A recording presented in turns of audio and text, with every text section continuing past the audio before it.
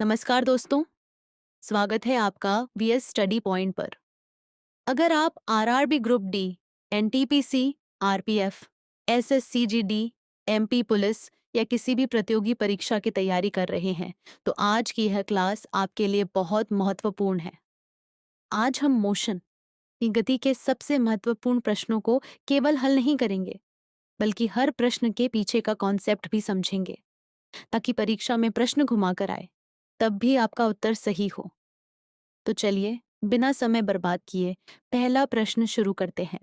आज का प्रश्न आरआरबी ग्रुप डी परीक्षा का है, जो 22 सितंबर 2018 शिफ्ट 3 में पूछा गया था। इसलिए इस प्रश्न को ध्यान से समझिए। चलिए सबसे पहले प्रश्न पढ़ लेते हैं। प्रश्न संख्या 1, निम्नलिखित में से कौन सा समीकरण समान त्वरण के साथ गतिमान वस्तु के लिए भौतिक राशियों के बीच संबंध को सही ढंग से नहीं दर्शाता है? अब इसके विकल्प पढ़ते हैं। विकल्प ए, v बराबर u प्लस ए टी। विकल्प बी, s बराबर यू टी प्लस आधा ए टी वर्ग। विकल्प सी, v वर्ग बराबर u वर्ग प्लस 2a s। विकल्प डी, v वर्ग प्लस u वर्ग बराबर 2as सही उत्तर है। विकल्प डी, v की घात 2 प्लस u की घात 2 बराबर 2as। अब नीचे दिया गया स्पष्टीकरण भी पढ़ लेते हैं। स्पष्टीकरण, गति के सही समीकरण है ए प्रथम समीकरण, v बराबर u प्लस ए टी बी द्वितीय समीकरण, s बराबर यू टी प्लस आधा ए टी की घात 2 सी तृतीय समीकरण, v वर्ग बराबर u वर्ग प्लस 2as समीकरण डी, v वर्ग प्लस u वर्ग बराबर 2as गति का कोई मानक समीकरण नहीं है, क्योंकि सही समीकरण v वर्ग माइनस u वर्ग बराबर 2as होता है। अब चलते हैं नेक्स्ट क्वेश्चन पर। प्रश्न संख्या 2, आरआरबी ग्रुप डी 11 अक्टूबर 2018 शिफ्ट 1।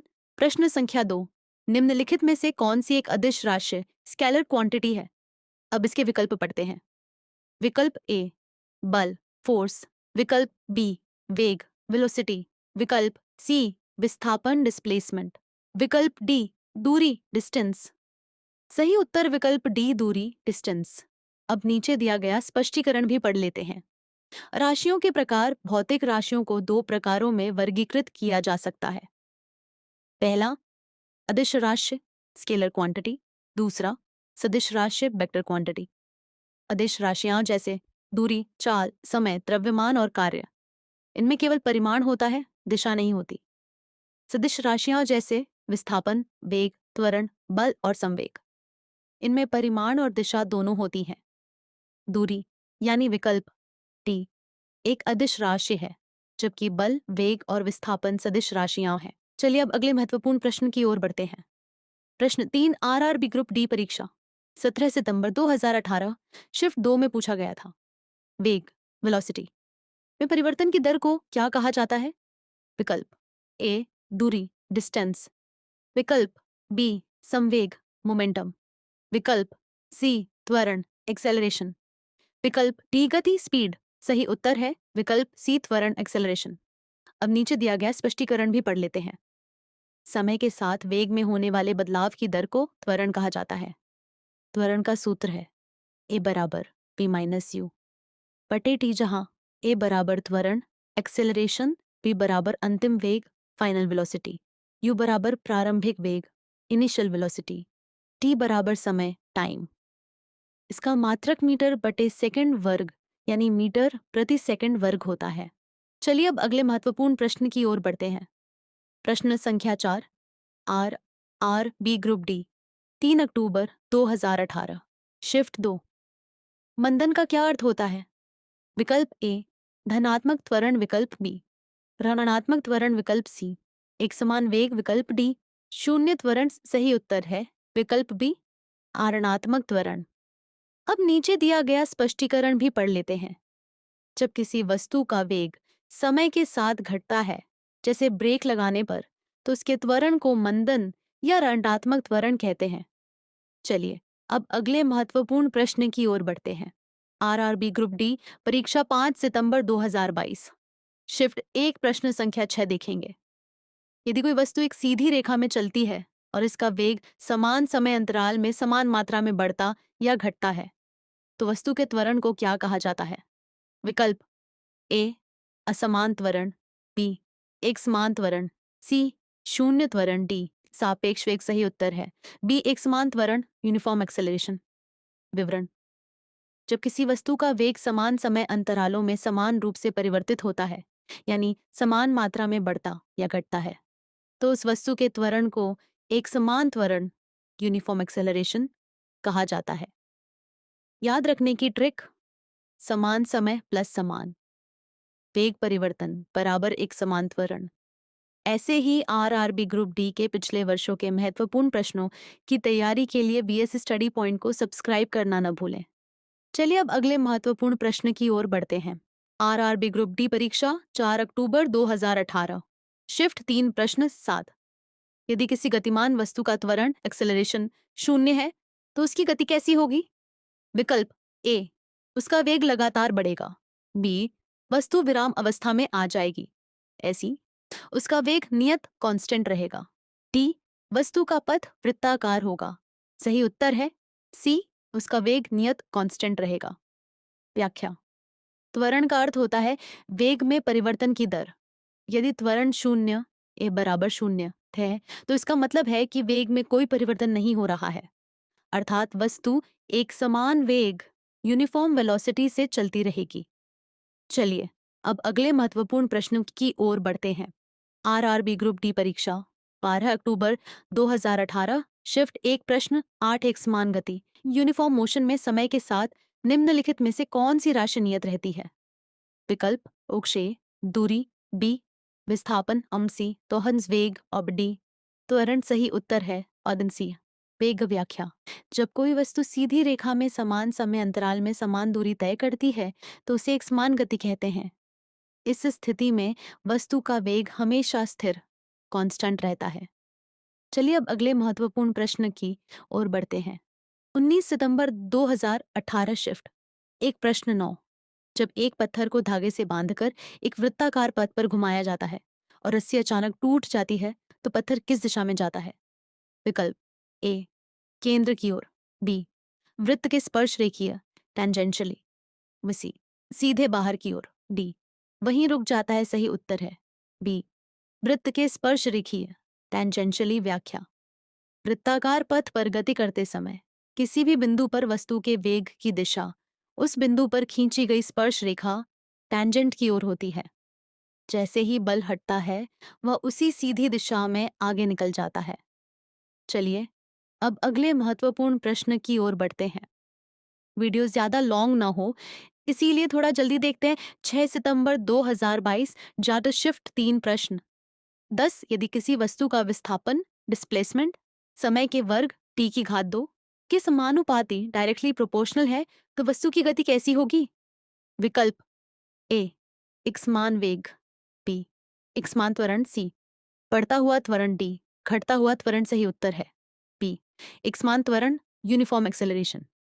व्याख्या: गति का दूसरा समीकरण s बराबर ut प्लस 1/2 at की घात 2 होता है। यदि प्रारंभिक वेग u बराबर 0 हो तो s प्रोपोर्शन 2t की घात 2 होगा। ये स्थिति तभी संभव है जब त्वरण a नियत या एक समान हो। चलिए अब अगले महत्वपूर्ण प्रश्न की ओर बढ़ते हैं। 20 सितंबर 2018। शिफ्ट 1 प्रश्न 11 एक पिंड बॉडी त्रिज्या r के एक वृत्ताकार पथ पर गति कर रहा है। आधा चक्कर हाफ रिवॉल्यूशन पूरा करने के बाद इसका विस्थापन डिस्प्लेसमेंट कितना होगा? विकल्प: A 0। B pi r. C 2r।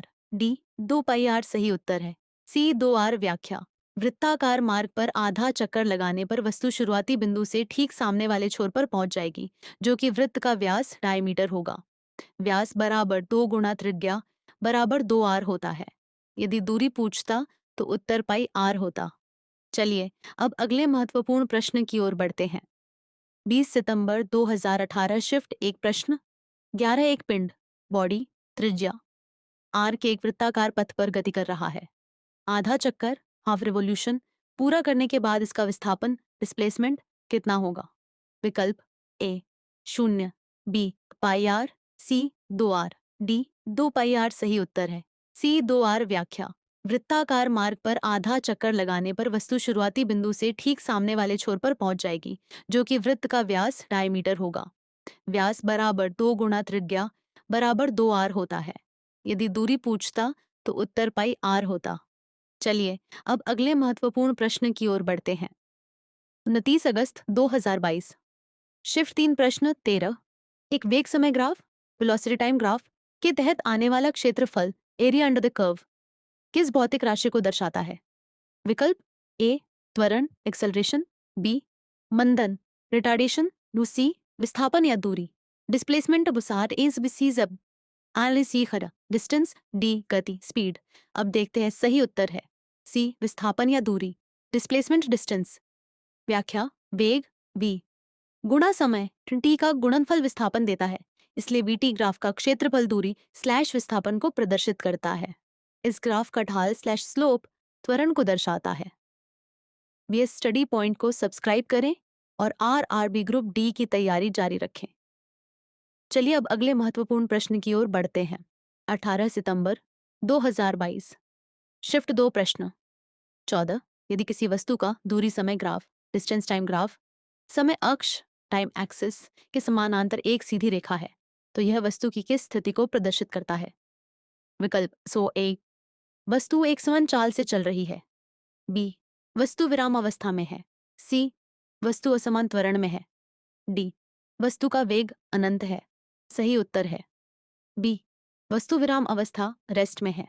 व्याख्या समय बदल रहा है लेकिन वस्तु की स्थिति ये दूरी बिल्कुल नहीं बदल रही, इसका मतलब वस्तु स्थिर रुकी हुई है। चलिए अब अगले महत्वपूर्ण प्रश्न की ओर बढ़ते हैं। 20 सितंबर 2022 शिफ्ट 2 प्रश्न 15। दूरी समय ग्राफ डिस्टेंस टाइम ग्राफ का ढाल स्लोप निम्नलिखित में से किस भौतिक राशि को प्रदर्शित करता है? विकल्प ए त्वरण, बी संवेग, सी चाल या वेग, डी बल। सही उत्तर है सी चाल या वेग स्पीड या वेलोसिटी। व्याख्या दूरी समय ग्राफ का ढाल दूरी या समय को दर्शाता है जो कि चाल स्पीड के बराबर होता है। चलिए अब अगले महत्वपूर्ण प्रश्न की ओर बढ़ते हैं। 11 अक्टूबर 2018 शिफ्ट 2 प्रश्न 16। मुक्त रूप से गिरने वाली फ्रीली फॉलिंग किसी वस्तु की गति निम्नलिखित में से किसका उदाहरण है? विकल्प ए असमान त्वरित गति, बी इसको बी एक समान त्वरित गति, सी एक समान वेग, डी स्थिर गति। सही उत्तर है बी एक समान त्वरित गति यूनिफॉर्मली एक्सेलरेटेड मोशन। व्याख्या जब कोई वस्तु ऊपर से नीचे स्वतंत्र रूप से गिरती है तो उस पर लगातार एक समान गुरुत्वीय त्वरण जी बराबर 9.8 मीटर प्रति सेकंड वर्ग कार्य करता है। चलिए अब अगले महत्वपूर्ण प्रश्न की ओर बढ़ते हैं। 16 सितंबर 2022 शिफ्ट एक प्रश्न संख्या 17। देखिए एक वस्तु को 30 मीटर प्रति सेकंड के वेग से ऊर्ध्वाधर ऊपर वर्टिकली अपवर्ड फेंका जाता है। वस्तु द्वारा प्राप्त अधिकतम ऊंचाई ज्ञात कीजिए यदि जी बराबर 10 मीटर प्रति सेकंड वर्ग। हल देखते हैं। अब प्रारंभिक वेग u बराबर 30 मीटर प्रति सेकंड, अंतिम वेग v बराबर 0 मीटर प्रति सेकंड क्योंकि अधिकतम ऊंचाई पर वस्तु क्षण भर के लिए रुकती है। गुरुत्वीय त्वरण g बराबर -10 मीटर प्रति सेकंड वर्ग, ऊपर जाने पर गुरुत्वाकर्षण के विपरीत कार्य करने के कारण यह ऋणात्मक होगा। गति का तीसरा समीकरण प्रयोग करने पर h बराबर 45 मीटर। सही उत्तर 45 मीटर। व्याख्या वस्तु ऊपर जाते समय धीमी होती है और शीर्ष बिंदु पर उसका वेग 0 हो जाता है। उस बिंदु तक पहुंचने के लिए उसकी प्रारंभिक वेग की ऊर्जा गुरुत्वाकर्षण के विरुद्ध कार्य करके स्थितिज ऊर्जा में बदल जाती है।